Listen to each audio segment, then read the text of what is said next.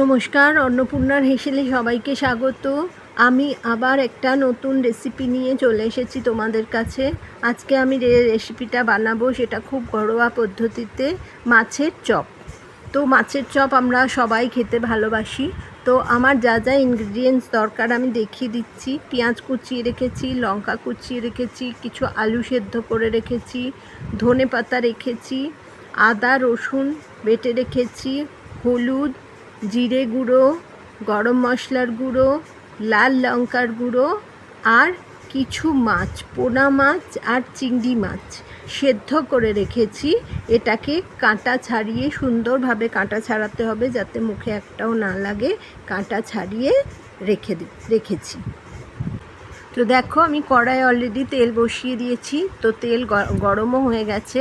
তো এবার আমি কড়াতে দিয়ে দেবো আমার কেটে ধুয়ে রাখা পেঁয়াজগুলো আমি দিয়ে দেবো। দিয়ে হালকা হাতে নাড়াচাড়া করব, কারণ তলাটা না হলে পুড়ে যাবে, উপরটা কাঁচা থাকবে। তো ভালো করে মিশিয়ে আমি সব পেঁয়াজগুলো দিয়ে দিলাম। দিয়ে এগুলোকে ভালো করে আমি নেড়ে নেব।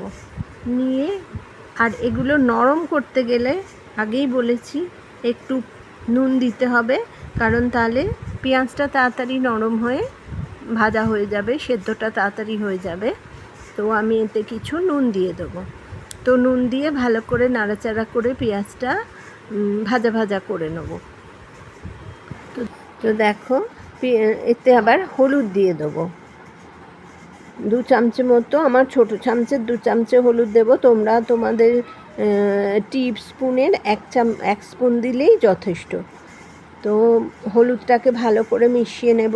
প্রত্যেকটা মশলা দিয়ে ভালো করে মিশিয়ে নিতে হবে পেঁয়াজটার সাথে।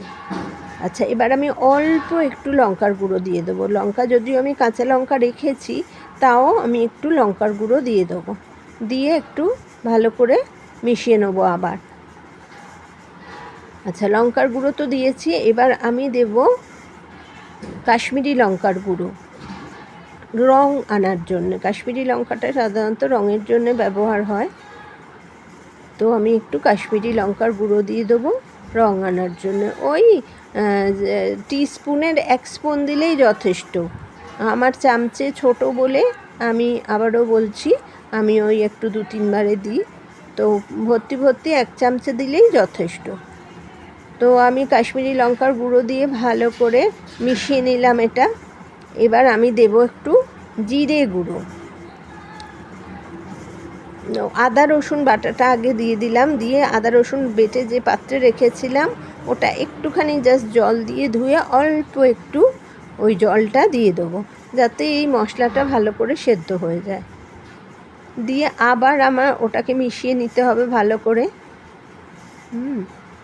আচ্ছা, এবার আমি দিয়ে দিলাম কাঁচা লঙ্কা, কেটে রাখা কাঁচা লঙ্কাগুলো ভালো করে মিশিয়ে নিলাম। দেখো, একদম কাঁচা লঙ্কাগুলো ঝালঝাল হয়ে চারদিকে মিশে গেছে। একটা আলাদাই গন্ধ আনে কাঁচা লঙ্কার। এবার আমি দেব জিরে গুঁড়োও সেই তোমাদের ওই স্পুনের মাথা কাটা 1 স্পুন দিলেই যথেষ্ট। জিরেটা দিয়েও আমি ভালো করে জিরেটাকে চারদিকে মিশিয়ে নিলাম, সবার সাথে মিশিয়ে দিলাম। দিয়ে এবার আমি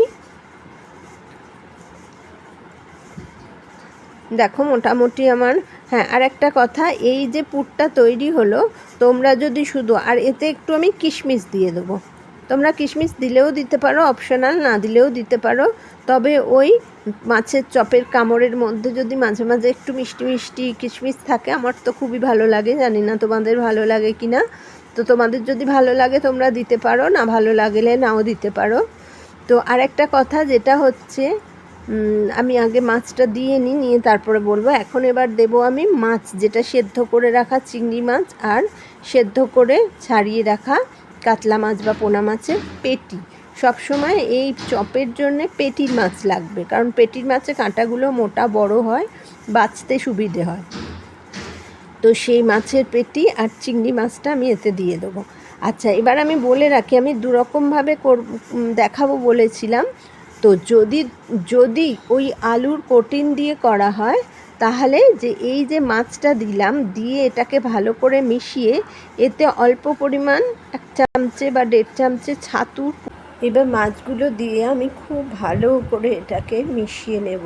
পেঁয়াজ আর এই মশলাটার সাথে খুব সুন্দর করে মিশিয়ে নেব, যাতে মাছগুলো বেশ মশলার সাথে মিশে যায় আর একটু কষা কষা হয়ে যায় ব্যাপারটা। না হলে শুধু সেদ্ধ মাছ তো। আর নুনটা আমাকে দেখে দিতে হবে, যে নুনটা যদি কম হয় নুনটা আর একটু দিয়ে দিতে হবে। তো এটা হয়ে গেলে এবার আমি এতে দেব আমার সেদ্ধ করে রাখা আলুগুলো, ম্যাশড করে হাতে করে একটু ম্যাশড করে গোটা 3-4 পিস আলু, যেমন মাছের পরিমাণ সেই অনুযায়ী জাস্ট ওটাকে ধরে রাখতে পারে পুরটাকে, এরকমভাবে 3-4 পিস আলু দেব, সেদ্ধ আলু দিয়ে এতে দিয়ে দেবো আগে আমি ধনে পাতাটা, কারণ আলুটা দিয়ে দিলে ধনে পাতাটা মিক্স নাও খেতে পারে, তো মশলার সাথে আমি আগে ধনে পাতাটা দিয়ে নেব, নিয়ে তারপরে আমি আলুটা দিয়ে ভালো করে এটাকে মিশিয়ে নেব। আর একটা কথা বলে রাখি, তোমরা যদি আলুর কোটিং করে করো তাহলে এই যে মশলাটা তৈরি করলে এটা আলু দেওয়ার আগে এতে একটু ছাতু দিয়ে নেড়ে চেড়ে তুলে নিতে হবে, নিয়ে তারপরে আলুর পুর দিয়ে এই মশলাটা ভেতরে দিয়ে চপটাকে গড়তে হবে। তো আমি ওটা আজকে আর করছি না, একসাথেই করে নিচ্ছি, কিন্তু তোমাদের দেখাবার সময় আমি পুরটা কিভাবে ভরে সেভাবে দেখিয়ে দেবো। তো দেখো আমি আলুটা ম্যাশড করে ওর মধ্যে দিয়ে দিচ্ছি, দিয়ে ভালো করে নেড়ে চেড়ে মিশিয়ে নেবো ব্যাপারটা।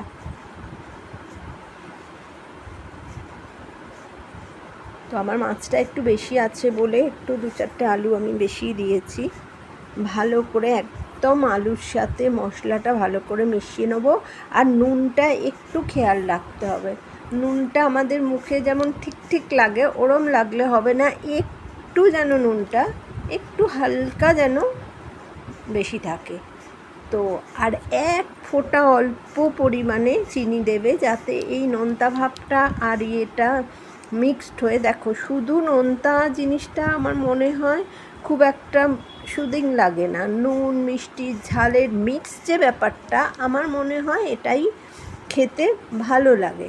তো যাই হোক, যারা পছন্দ করবে তারা অল্প 1/2 চামচেরও অল্প একটু চিনি দিতে পারো, আর যারা পছন্দ করবে না তারা দিও না। তো এটাকে ভালোভাবে আমি মিশিয়ে নেব আলুর সাথে, একদম শুকনো শুকনো করে নেব ব্যাপারটা। তো আমার পুরটা শুকিয়ে গেছে, এবার এটাকে নামিয়ে একটা পাত্রে ঢেলে ঠান্ডা হতে। তো দেখো আমার পুর ঠান্ডা হয়ে গেছে, এবার পুরটা নিয়ে নিয়েছি আমি একটা পাত্রে, আর নিয়েছি ডিমের গোলা নিয়েছি, তাতে নুন দিয়ে কিছুটা নুন দিয়ে 2টো ডিম গুলে নিয়েছি, আর বিস্কুটের গুঁড়ো লাগে তো আমি কর্নফ্লেক্সের গুঁড়ো নিয়েছি, আর আলু নিয়েছি কোটিং করে চপ দেখাবার জন্যে। এবার আমি তোমাদের গড়ে দেখাবো।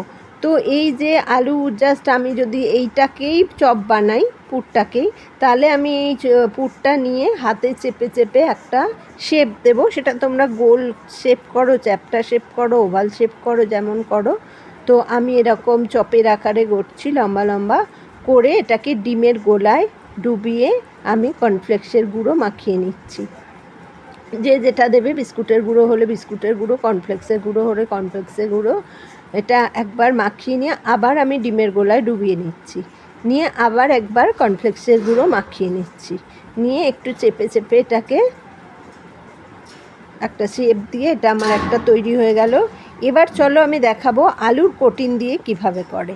আচ্ছা, আলুর কোটিং দিয়ে করতে গেলে যে আলুগুলো থাকবে সেগুলোকে মেখে নিতে হবে, অল্প একটু নুন দিয়ে এটাকে মেখে নিতে হবে ভালো করে। মেখে নিয়ে এবার এটাকে হাতে একটা ওই আটার, যেমন আমরা রুটি করলে যেরকম গোল আটার দলা করি সেরকমভাবে নিতে হবে, নিয়ে ওটাকে একটা বাটি শেপ দিতে হবে, ভেতরে পুর ভরার জন্য যেরকম আমরা বাটি শেপ দিই ওরকম বাটি শেপ দিতে হবে। দিয়ে এবার কিছুটা পুর নিয়ে ওর মধ্যে দিয়ে দিতে হবে,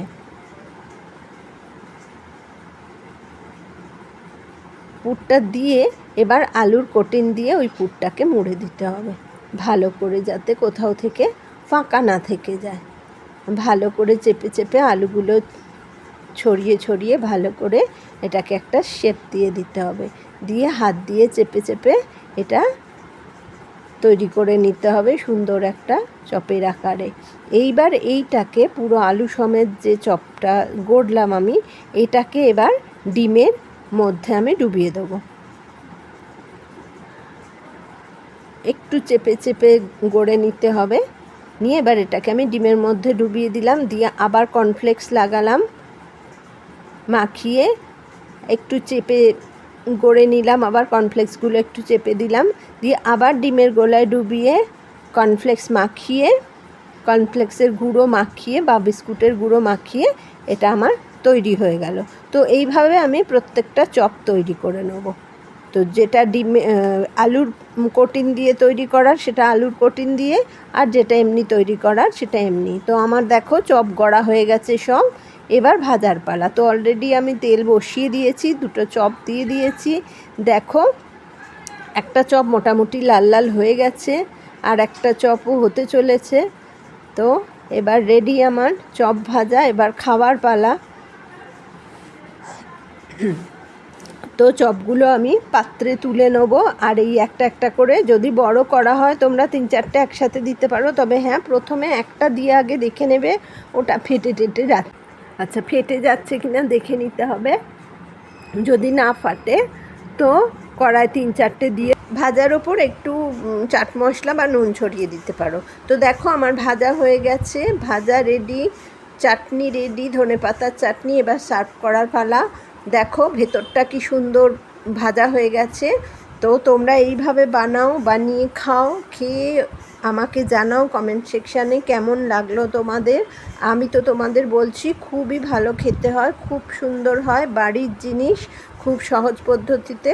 তোমরা বানাও, খাও, আর ভালো লাগলে আমার চ্যানেলটা সাবস্ক্রাইব করো, লাইক করো, শেয়ার করো। চলো আবার দেখা হচ্ছে।